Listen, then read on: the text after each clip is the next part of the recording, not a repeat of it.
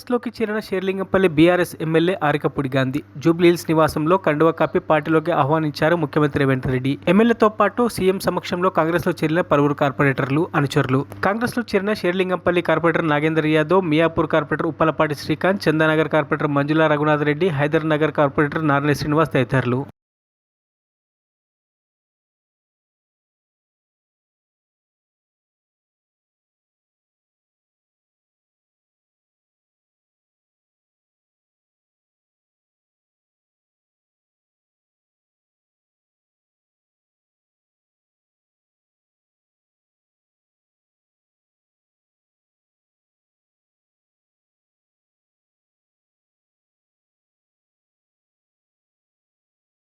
మరిన్ని అప్డేట్స్ కోసం మా ఛానల్ని సబ్స్క్రైబ్ చేయండి.